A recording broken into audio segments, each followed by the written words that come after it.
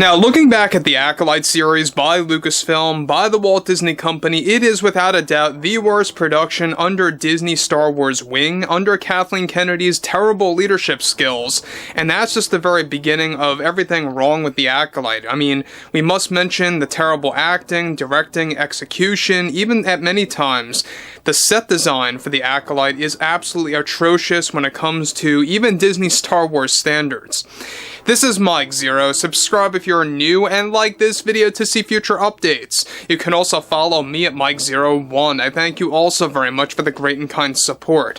So there's been a lot of drama going on between both Lucasfilm and the Walt Disney Company for multiple reasons. Now, given that Kathleen Kennedy, as of right now, is in the hot seat after the Acolyte got officially cancelled by Bob Iger for making that ultimate decision, and even the board of directors agreed altogether that this really did not deserve a season 2, to say the least.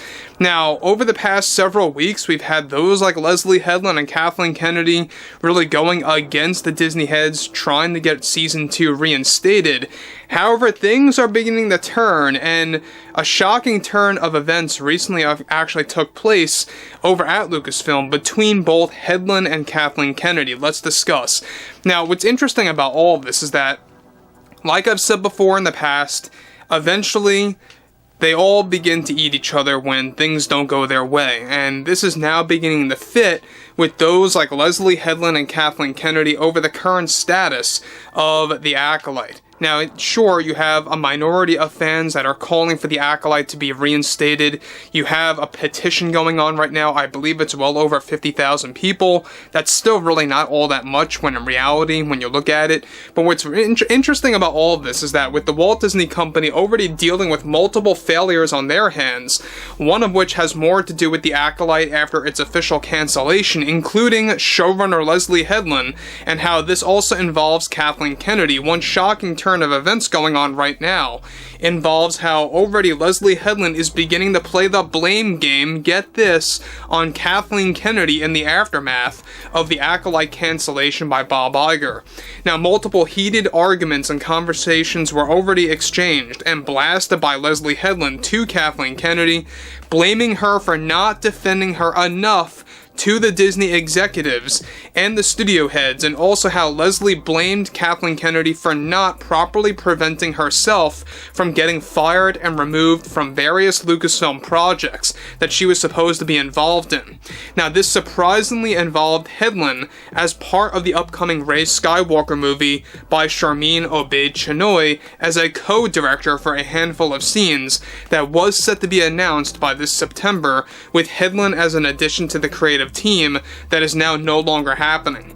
Kathleen Kennedy reportedly dropped Headland from that position after Kennedy was involved in an emergency meeting with the Disney executives. Now, the board members of the Disney, of course, company, as it turns out, pressured Kathleen Kennedy to drop Leslye Headland, not just from the Rey Skywalker movie, but also from the Jedi Prime movie for 2027. The deal or exchange was, of course, that by agreeing to dropping Headland from all of the Star Wars projects, even after defending her on a low-grade scale, that Headland saw this as a betrayal. Headland was also going to be heavily involved in Ahsoka Season 2, with Dave Filoni to write and direct a handful of episodes for the show. A project, by the way, that Headland was very excited to work on. Now, part of the deal between Kennedy and the Disney executives was that if Kennedy drops Headland from those projects, that she would be able to at least negotiate on a potential contract extension beyond October of 2024 and until the fall of 2027. Meanwhile, roughly 50% of the board of directors over at Disney is calling for Kennedy to step down. This deal, of course, that Kennedy agreed to by dropping Headland to at least have the option to negotiate on her contract extension, creating an intense divide between both Headland and Kennedy for the time being. And whether or not this grudge between the two will actually continue, well, time will tell on that one. Now, guys, let me just stop and say one thing about this before I move on. The thing between both Headland and Kenendy is not so shocking. We saw this unfold before in the past with other creatives that once agreed with Kenendy and then later disagreed with Kathleen Kennedy. And in this scenario, basically, Kenendy is backstabbing Leslye Headland, or even, vice versa. There's a lot of things going on like this over at the Walt Disney Company. It's nothing new, really. We've seen this before at Lucasfilm many, many times, and it's not a big shocker to say the least.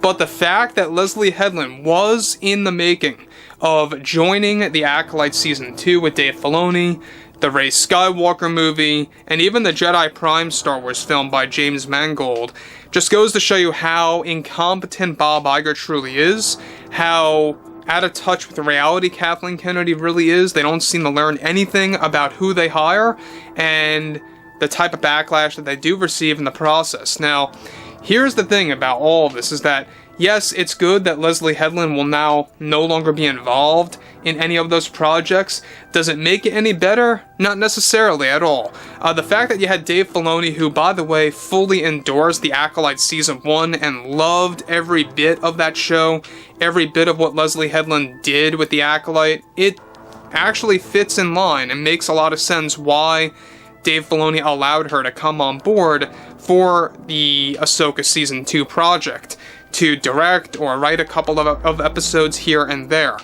So again, this is a growing issue over at the Walt Disney Company. They never seem to learn their lesson, and when it becomes too late, they have to make these decisions at last minute, and it really makes an ugly mess. Now, what's interesting about this further is that Headland is also now putting full blame on Kathleen Kenedy for not giving a big enough fight to the Disney heads to save the Acolyte Season 2.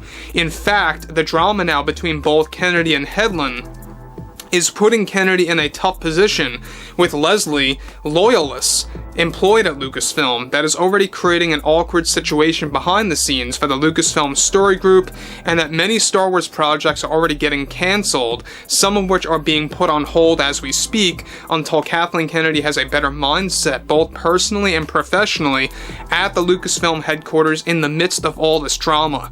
So, I have mentioned this several times. Kathleen Kenedy's contract does indeed end by this October. She wants to and desperately wants to extend it until the fall of 2027, right? October of 2027. And that is something that many board members have been challenging in recent months, especially in recent weeks, after the Acolyte was an official abysmal failure via the Nielsen reports, which, by the way, are very dead-on accurate ratings reports.